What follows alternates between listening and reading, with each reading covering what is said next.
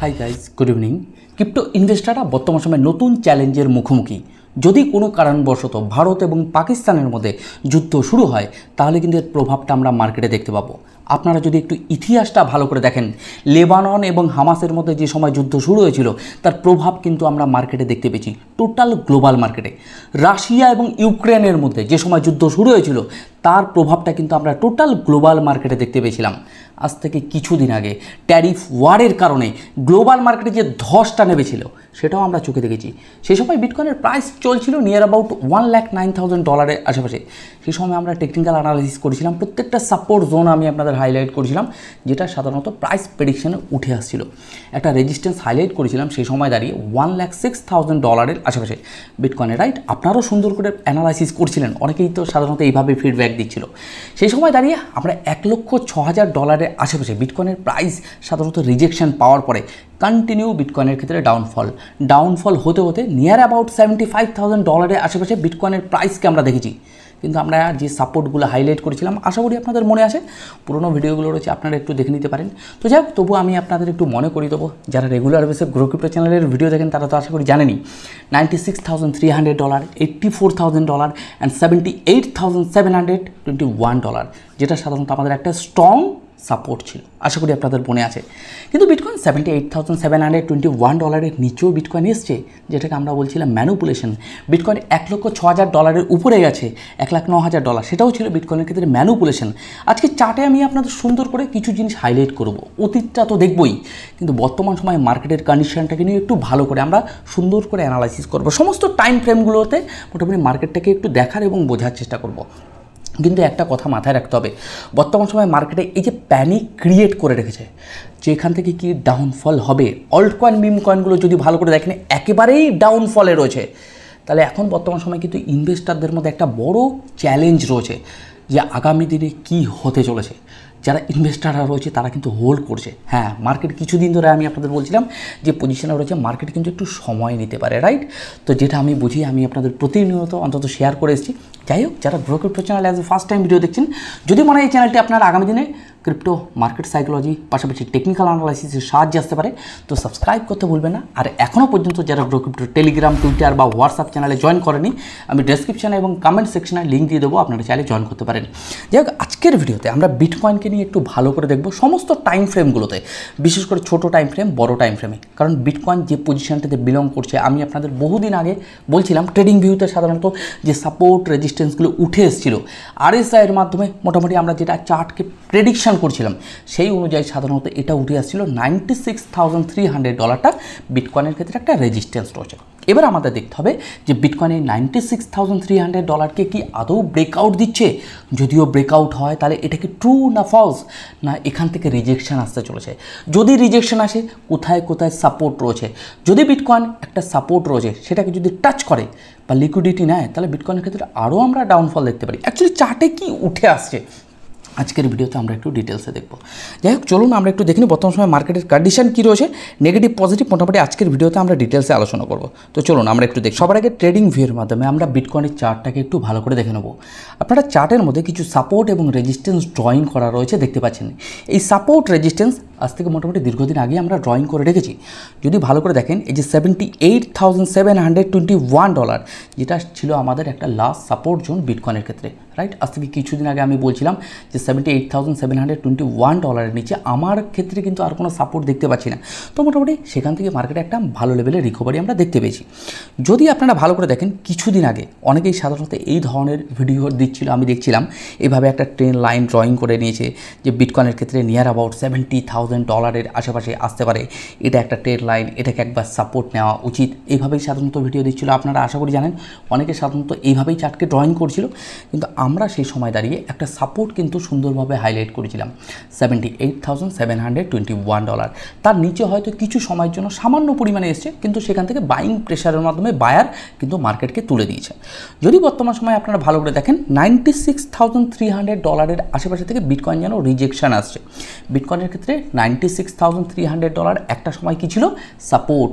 যারা রেগুলার বেসে ভিডিও দেখেন তারা আশা করি জানেন সেই সময় দাঁড়িয়ে বিটকয়েন $96,300কে যখন ব্রেকডাউন হয় হয় তখন আমি বলেছিলাম $84,000 এর সাপোর্ট রয়েছে।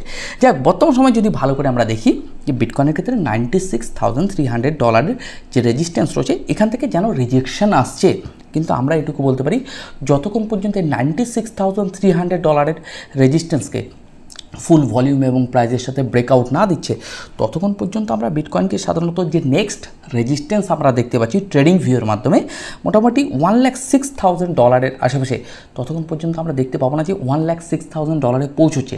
তার মানে $96,300 রেজিস্ট্যান্সকে যখন ব্রেকআউট দেবে তখনই আমরা দেখতে পাবো যে $1,06,000 আশেপাশে বিটকয়েনকে পৌঁছতে। কিন্তু এখানে কিছু কথা রয়েছে, যদি আপনারা ভালো করে দেখেন এখানে সাধারণত যে রেজিস্ট্যান্সটা রয়েছে মোটামুটি এই যে $1,06,000 রেজিস্ট্যান্স, কথা হলো যে এখন কি বিটকয়েন পৌঁছতে পারে? দেখুন, এটা সাধারণত অ্যানালাইসিসে বলে এখানে সাধারণত একটা স্ট্রং লেভেলের রেজিস্ট্যান্স রয়েছে, এই যে $96,300 যেটা সাধারণত গ্রিন কালারের আমি একটা রেজিস্ট্যান্স ড্রয়িং করে দিচ্ছি। যদি আমরা একটু ইতিহাসটা ভালো করে দেখি তাহলে আপনারা ভালো করে বুঝতে পারবেন। এই জায়গাটা আমরা একটা সময় ধরে নিয়েছিলাম স্ট্রং সাপোর্ট, ক্যান্ডেল তৈরি হয়ে যাওয়ার পরে ভাই কোনো কথা বলার মানে হয় না, জাস্ট আমরা একটু কিছু ক্যান্ডেল হাইট করে একটু বোঝার চেষ্টা করব।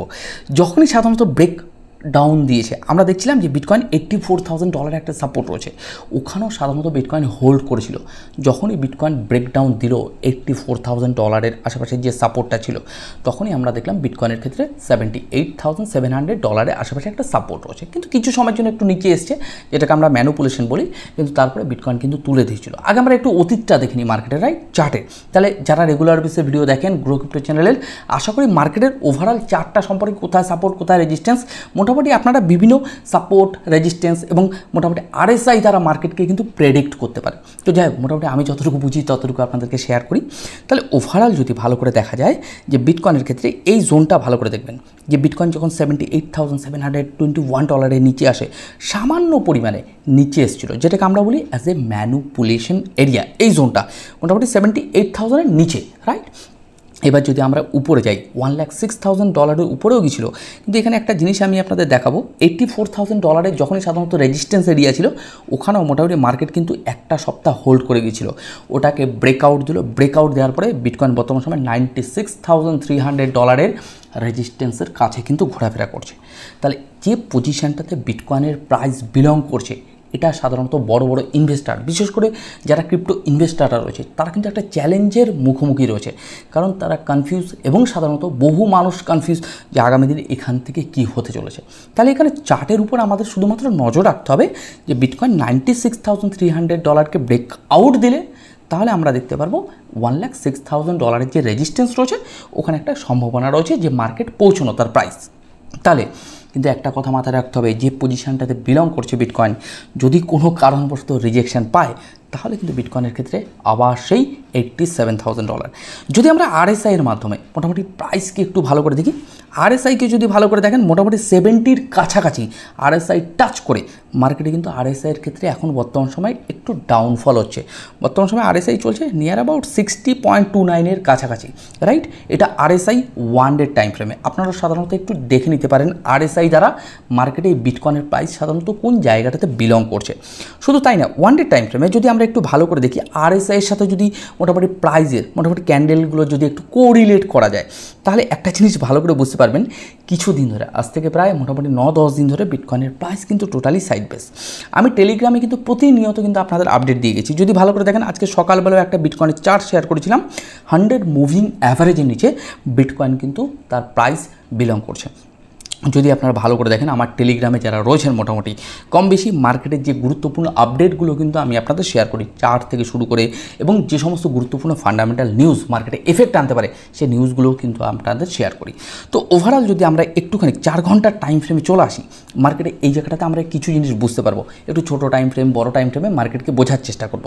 যদি ভালো করে দেখা যায় এই যে রেজিস্ট্যান্সটা রয়েছে $96,300 আশেপাশে আমরা ট্রেডিং ভিউয়ের মাধ্যমে দেখছি, তাহলে এখান থেকে যদি মার্কেট কোনো কারণবশত রিজেকশন আসে তাহলে কিন্তু মার্কেটে কিন্তু আমরা নিয়ার অ্যাবাউট $87,000 আশেপাশে দেখতে পাবো। কিন্তু রেজিস্ট্যান্স এরিয়াতে রয়েছে, রেজিস্ট্যান্সকে ব্রেকআউট দিচ্ছে কিনা এটা কিন্তু আমাদের নজর রাখতে হবে।